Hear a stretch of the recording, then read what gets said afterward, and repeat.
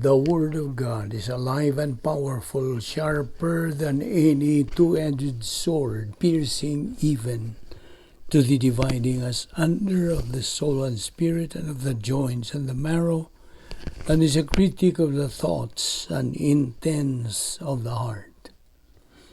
Ang tibuok nga kasulatan gibaganhawa sa Dios ug may kapuslanan alang sa pagpanudlo, alang sa pagpamadlong, alang sa pagpanulid, ug alang sa pagmatuto sa pagkamatarong aron ang tao sa Dios mamahingpit, masinangkapan alang sa tanang maayong buluhaton.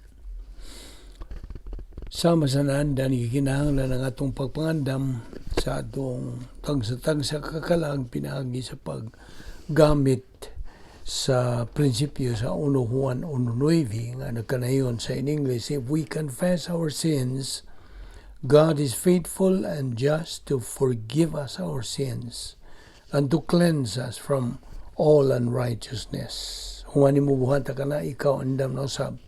Sa pagpadayon, sa pagtuon, sa pulong sa Diyos kay ikaw, napuna naman usab sa balang Espiritu Santo. Nawalang kanimo dili magtotoo. Ang imong buhaton dili ang imong pagsugid sa imong mga sala, kundi dili ang imong pagtuo kang Ginoong Hesukristo. Ingon nga imong manluluwas. Acts 16:31 na kanayon sa Binisaya, tumuo ka kang Ginoong Hesus ug ikaw maluwas. Busa ning tungora magampot ta sa hilom.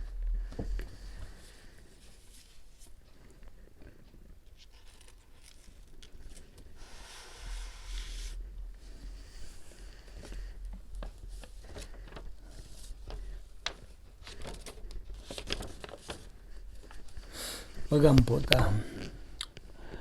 Heavenly Father, it is so stunning and amazing, the moment by moment, minute by minute, hour by hour, day by day, year by year, you stand by our side. You never leave us. You never change your faithfulness to us. You never wane. Your love for us is always constant. Busa nagpasalamat kami kanimo, Amahan. Ang imong grasya kanunay gayod nga sobra pa sa among gikinahanglan for all that we do and for all that we are. Nagpasalamat kami kanimo, the fact that we have the eternal security in you that cannot be shaken regardless of our circumstances, regardless of politics, regardless of the status of our nation, regardless of the simple circumstances of our lives. Karon nagaampo kami. Naimo kaming lamdagan, ini mga butang ang among pag-isgutan ng adlaw. Ining tanan among gipasalamatan sa ngalan ni Ginoong Hesukristo. Amen. Okay, padayon kita sa atong tun-anan, dugukan sa atong paghisgot, pagtuki, how to be sure I am saved. Unsaon pagsiguro nga ako luwas. Now kagahapon, atong gi-say-say diha kanimo nga, ang pagtuo sa Dios, okay? Ang pagtuo sa Dios dili mao ang paagi sa kaluwasan. Kundili ang imong pagtuo kang Ginoong Hesukristo nga siya namatay dito sa cross alang kanimo. Salvation always has been, always is, and always will be by faith alone in the Lord Jesus Christ alone.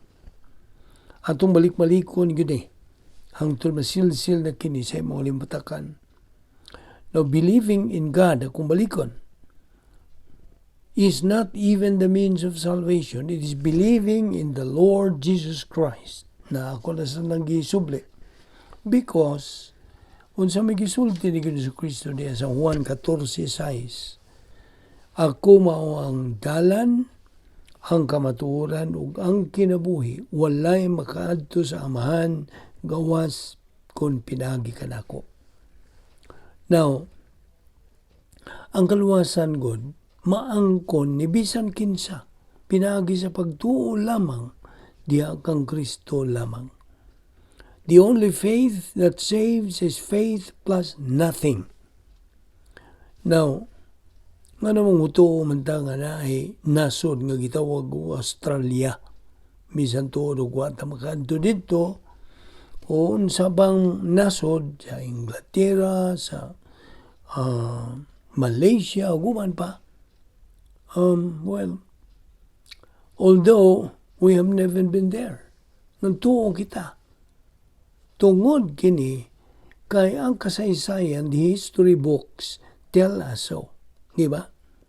Now, why do we believe that 1 plus 1 equals 2? Tungod kay ang mathematic books through arithmetic teachers taught us so. Now, sa diha nga ang Diyos na mismo musulti nga pinagi siya ang pulong diha sa Biblia, tumuo ka kang Ginoong Hesus ug ikaw maluwas. Acts 16:31. Then, do you still doubt to put your faith on that statement of God and believe in Christ when it is God Himself who is saying that? Ang Diyos naman mismo gyud ang nagsulti niya na.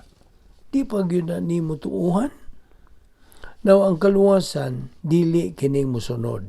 Ay lista niya ang imong pagpautismo, ang imong pagpamiyembro sa kasimbahan, ang imong pagsunod sa gitawag og golden rule by living a good life. Nawa man ta magsupak niya na. Of course, legitimate man ka na. But that is not the means of salvation, living a good life.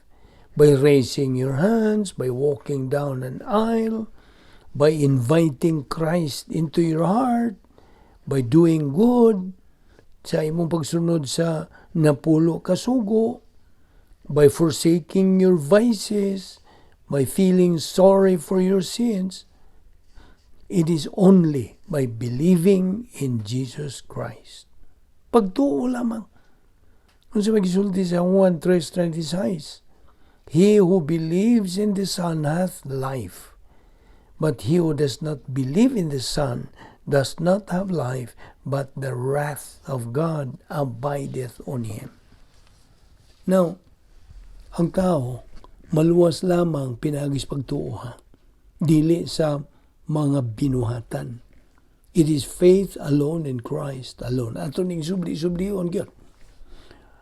Ang Episo 2:8-9 nagkanayon, for it is by grace you have been saved through faith, and this not from yourselves.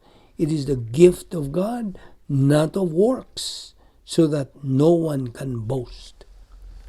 Sabi nimo, kung ang tao makahimo pa sa pinagi siyang binuhatan aron siya maluwas, doon ay duha ka butang nga matinuod. Number 1, that God would owe it to him. Number 2, the unbeliever somehow could brag that he had to earn it from God. Mo na duha.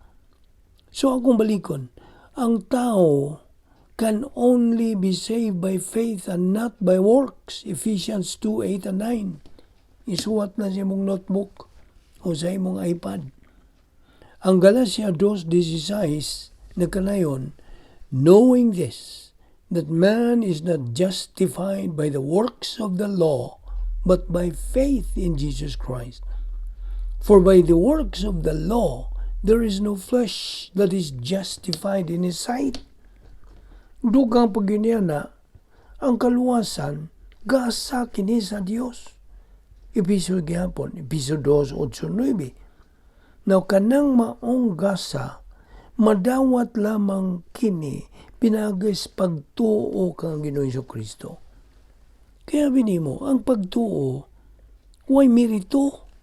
Faith is non-meritorious human perception. None can earn it, nor deserve it, nor work for it. Wala.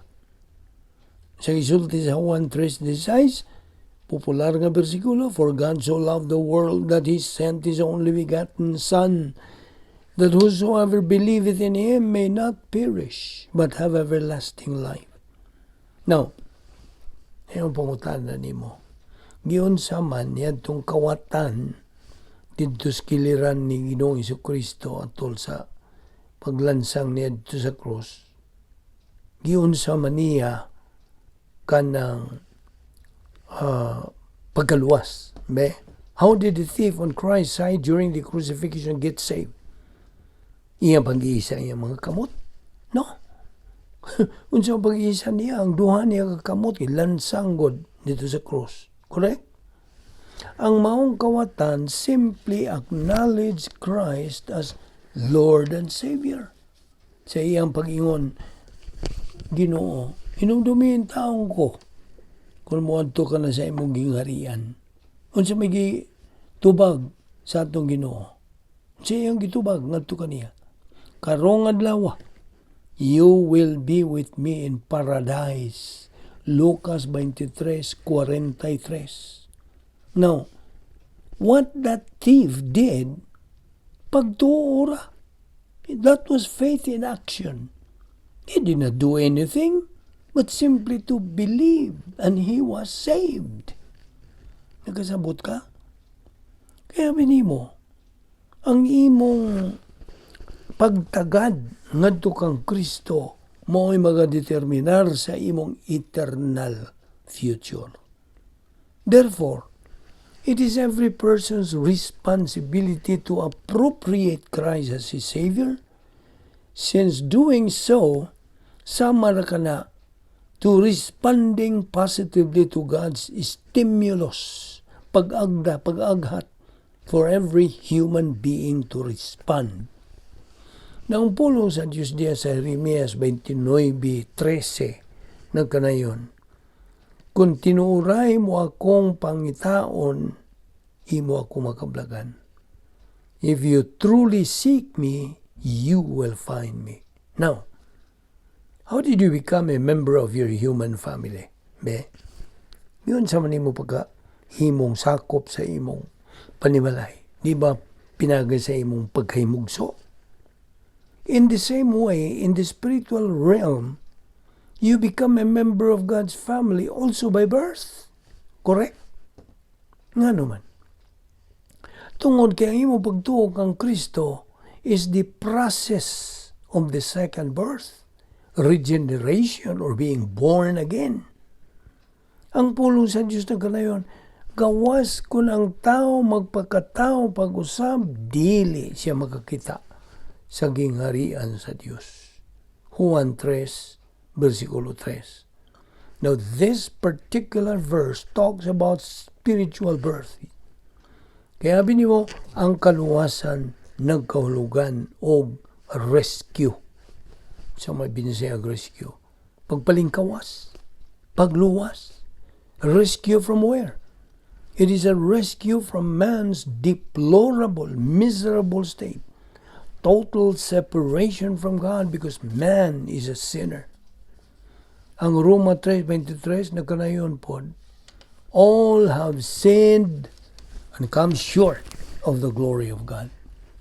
There is none righteous, not even one. Na sa Roma 3:10. Kay ang suhol sa sala, mao ang kamatayon, spiritual death from God. Ang pananggasa sa Dios is eternal life. Pinagi kang Ginoo Jesucristo nga atong Ginoo. Roma 6:23. Now, Romans 5:19 also says, for as through the one man's disobedience, the many were made sinners. Namo na ang kahimtang nato.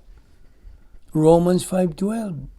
Therefore, just as through one man, nga si Adan, sin entered into the world, and spiritual death through sin, and so death spread to all men, passed on to the progeny of Adam, because all sinned in Adam.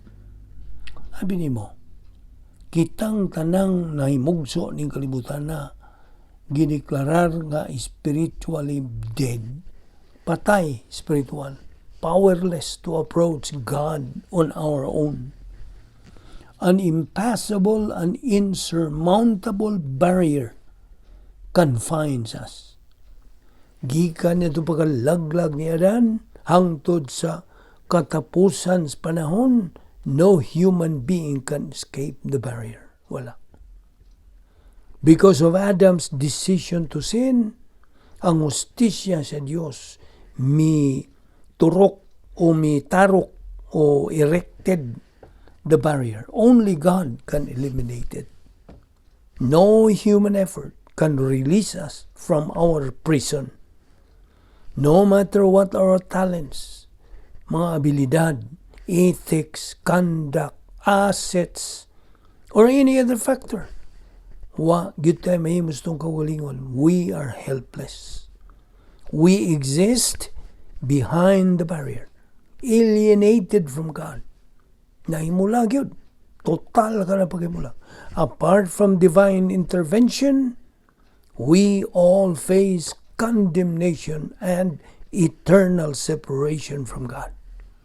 Sabtag yun na pagayo. The fact that this barrier exists is bad news. Gusto? Hindi mayong balita. By one act of disobedience, ang tao na was trapped behind the barrier and became enslaved to a nature of sin. But through the saving work ni Ginoong Jesucristo dito sa cross, ang Diyos mibukas og paagi through the barrier to provide freedom from the slave market of sin. Mao kini ang mayong balita sa kaluwasan. Very good news. Now, so because man's problem is separation from God, there is only one remedy. Ang krus. For there is one God and one mediator between God and men, the man, Jesus Christ, who gave himself a ransom for all. 1 Timothy 2, 5-6. But God commendeth his love towards us, in that while we were yet sinners, Christ died for us. Roma 5:8. Ang tubag sa tao should be to believe in Christ. John 3:18 says, He that believeth on him is not condemned, but he that believeth not is condemned already, because he hath not believed in the name of the only begotten Son of God. Now, diya sa Revelation chapter 20 verse 15, nagkanayon kini. And if anyone's name was not found written in the Lamb's book of life, he was thrown into the lake of fire. Basa usab ang 1 John 4:15. Whosoever shall confess that Jesus is the Son of God, God dwelleth in him, and he in God. Pangutana. Tubagan unsa man ang kinagrabihang matang sa pagkamatay? To die as an unbeliever. Okay? O tingaling, ang uban, maingon nga, ang kinagrabihang matang sa pagkamatay og COVID, pagkamatay og disgrasyas dan, pagkamatay og cancer, unsa pa? Apan ang tubag yun nga husto niini, ang imong pagkamatay ingon nga dili magtotoo. That's the worst kind to die. A person who rejects the gospel, iyang isalikway, dili niya dawaton ng mayong balita sa kaluwasan, iyang gihimo gyud ang Dios nga bakakon. Iyang gibakabakakon ang Dios. In fact, a person who rejects Christ as Savior is committing the unpardonable sin. Basahan ang Mateo 12:31-32. Now, unsa may gisulting Ginoong Jesucristo ngadto kang Judas Iscariote. Miingon ang atong Ginoong Jesucristo, it is better off for you, Judas, to have never been born. No, excuse me. Now, ang tanan nga mga dili magtotoo are eternal losers. Now, And all rejections of truth is arrogance. Apan ang tao, wa siya ikapangulipas. He has no excuse. Tingali, mayon siya, I did not know God because nobody ever told me. That's why I should not be sent to the lake of fire. Pabasahan ng tauhan ng nag-ingon niya na sa Roma 1:18-20. Iba ko kung siyang isulti diya? Versikulo 18, akong basahon. The wrath of God is being revealed from heaven against all the godlessness and wickedness of men who suppress the truth by their wickedness. Verse 19. Since what may be known about God is plain to them, because God has made it plain to them. Verse 20. For since the creation of the world, God's invisible qualities, His eternal power and divine nature, have been clearly seen, being understood from what has been made, so that man are without excuse. Nakadungo ka? Sumao ka na. Ato ning ipadayon ugma. Iapay daghan kayong mga punto sa doktrina nga angay natong masayran. Magampo ta. Amahan, among langit nun, salamat nining grasya nga among gipahimuslan nining adlaw. Ang among pagtuon sa imong kamatuoran, bahin sa kaluwasan ug ining uluhan sa among dugukan. How to be sure I am saved. Inaot nga imong lamdagan pinagi sa ministeryo sa Balang Espiritu Santo kadtong nagadungog nini nga mga dili magtotoo. Maunta makaamgo sila unsa kamayong danon gini mga butang mong gitunan. Dada kami pagbalik ugma dinhi aron kami makapadayon sa among pagtuo niini. Kining tanan among gipasalamatan sa ngalan ni Ginoong Hesukristo. Amen.